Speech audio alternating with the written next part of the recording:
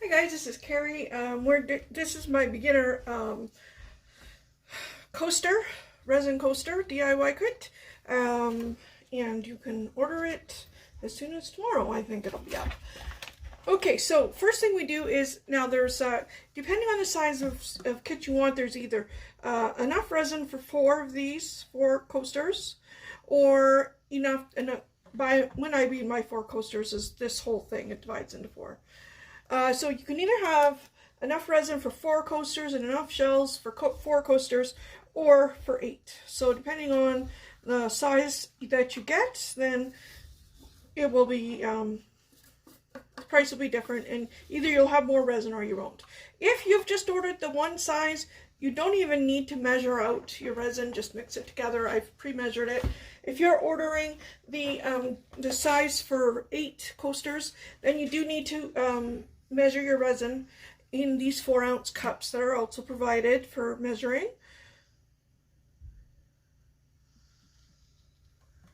And then once we get it in there, we're going to stir it for about 3 minutes. And I'm just going to show you how to stir it because we don't want a lot of air bubbles, though we can pop them out. It's still, because I'm leaving part of this partially clear, I want to make sure I don't, I get as much less air bubbles as possible. Okay, so, well, you can see that resin. If I switch the light, I don't know how well you can see the substrates in there. It's definitely doesn't look mixed. It's got some stringy stuff in there. So when we stir it, we want to just keep your spoon on the bottom of the cup and just in a motion, like you can do figure 8 or whatever, circle, however you do it. You want to do that for a full 3 minutes. So I'm going to stir this and be right back. Okay, so I've stirred for 3 minutes. It's pretty clear. If you can see, that's maybe better lighting. Okay, so I'm going to pour this into 3 different cups. I'm going to leave quite a bit in this cup, at least a quarter of it, for the edges. And the colors I'm going to use are going to be translucent, so I want the coaster to be kind of see-through. And then this is for the white making the waves, and we don't need very much at all. So, like, I got half an ounce there. And I'm just looking at these cups, they seem like they got more than what's left in there.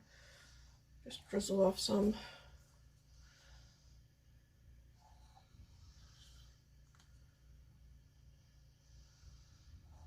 Okay, so colors. We'll start with the darkest, which will go in this area.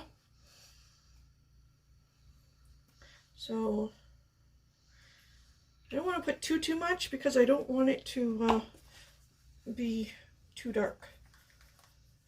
This might be too not dark enough.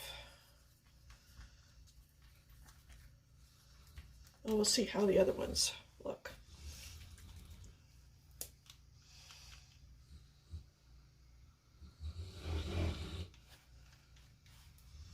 Yeah, definitely add a little bit more.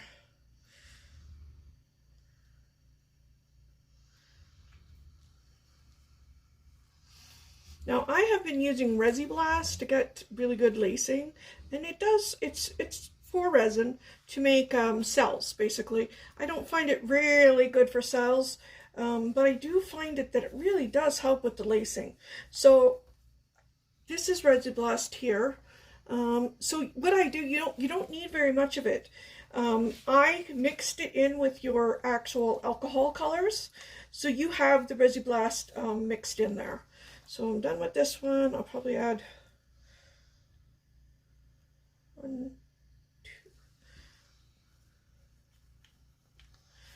2, and stir this one up.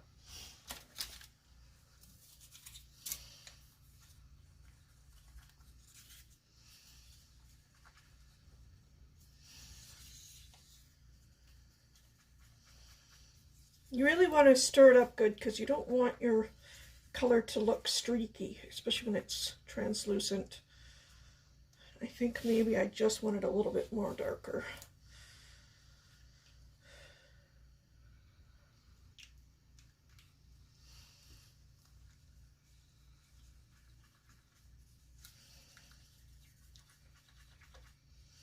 No, I managed to get lots of air bubbles. Oh well. Okay, so a couple drops. So if you're watching this this video, you didn't buy the kit, but you want to know how I make my things, and of course you're more than welcome to join. Resi Blast, well, where did I find it? I haven't found it in I haven't found it in any local stores, to be honest. I had to order it online. It wasn't on Amazon. Well, it was on Amazon, but it was like $80 a bottle. I'm not spending $80 for Resi Blast. Oh, I ended up ordering, I'm trying to remember, there was a, I'm sorry, I totally forget. Okay, and then for the white lacing, this you can get off Amazon, and I haven't looked for it in stores, but this is called Casting Craft. It's opaque resin tint, so it's pretty thick, and you just need a few drops to make this white. This will create your lacing. So even if you didn't have Resi Blast, it's still going to create. The only thing is that it does tend to sink. So I am going to add some white also. I just put one in for, I don't know why. I'm going to add some white. The Resi Blast is pretty thick and it'll sink to the bottom eventually, right? Even on your coaster. That doesn't look really nice. So what I'm doing is I am adding a little bit of alcohol ink, and hopefully that it will cover that part. And what I mean by it'll sink to the bottom, I'll show you what I mean.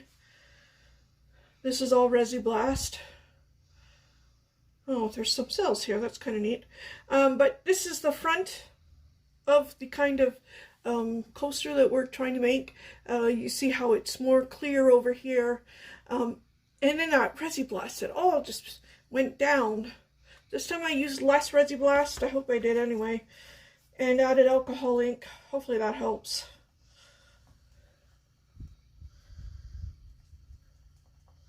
I feel like I should add more resin to it because maybe I added too much of the Resi Blast, or the opaque coloring. No, I'm not going to end up using all of this. I probably even overdid it with the resin. You probably have more than you need if you bought this kit. You want to make sure you get right into those crooks and crannies. Now what's going to happen is the resin is going to start moving. It's going to start leveling out. So I kind of try to do this as quick as possible.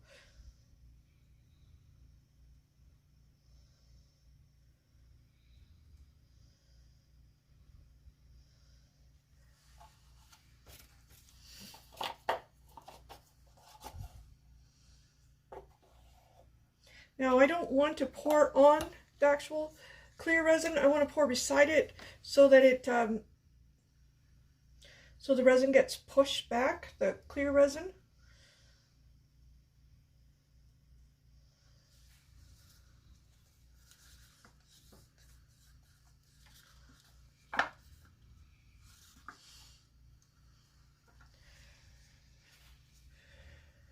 And then the next color.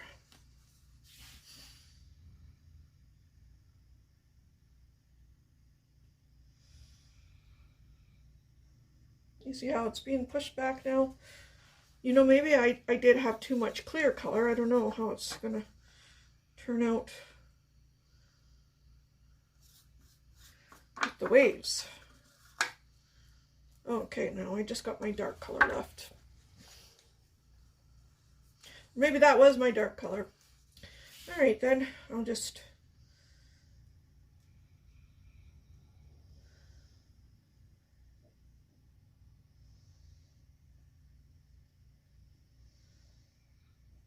There's quite a bit of clear resin there, so that's good.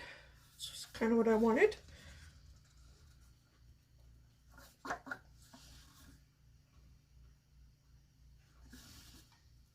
Okay, now we definitely have more resin than what we needed because this is kind of overflow here. Right here, the lines are completely covered, but that's okay. All right, so I'm going to heat my heat gun. Now, this is what I use. I use a heat gun with this attachment. If you don't have a heat gun, use a hairdryer with this kind of attachment, this kind of flow attachment to it, and it should work just fine. For hair dryers, you want it on maximum heat, but just low flow. So I'm just heating it up a bit because this actually responds better with heat than without. So I just have it going, and I'm only going to do one of these at a time because what happens is, as I said before, it sinks down, and so the white isn't really white anymore. So just going to do this part.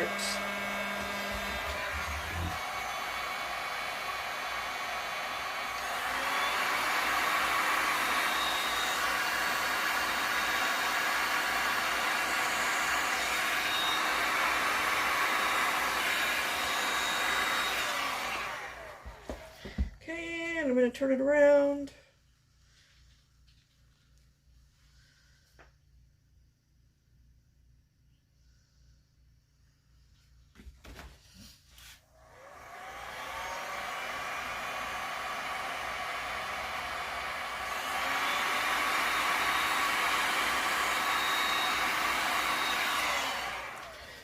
There.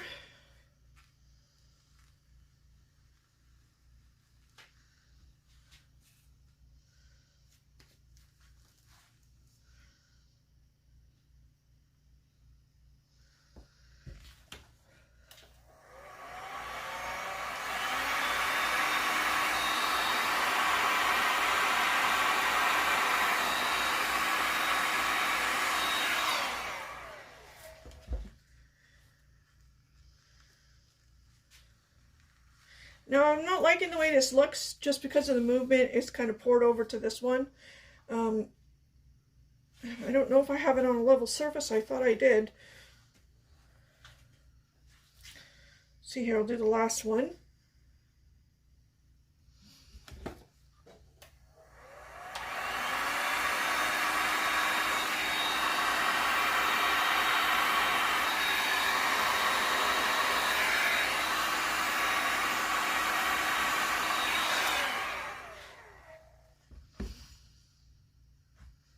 Now it'll all kind of shrink back down.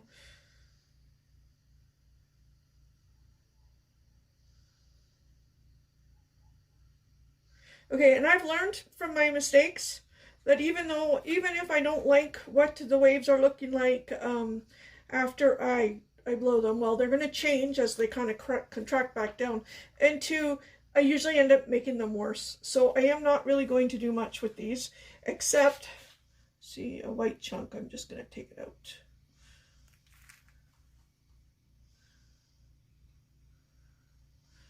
You know, I'm so tempted to hit it with a hairdryer again, but I know that it wouldn't work out well. Okay, so that is the tutorial. Then you have to let it sit for 24 hours and break it out. Like these ones, and sometimes there's little pieces on the edge, like right here you see where it covers the dividers. You'll have to just cut that off with scissors. And that's it. That's my tutorial. I hope you enjoyed it, and show me your creations if you've got this kit or you even made this without buying the kit. I would love to see what y'all are doing. So please come find me on The Art of the Pour. I have Facebook Art of the Pour, I have Instagram, and a new website that's not quite released yet, but it's getting there, theartofthepour.ca. So thank you for joining me. Bye.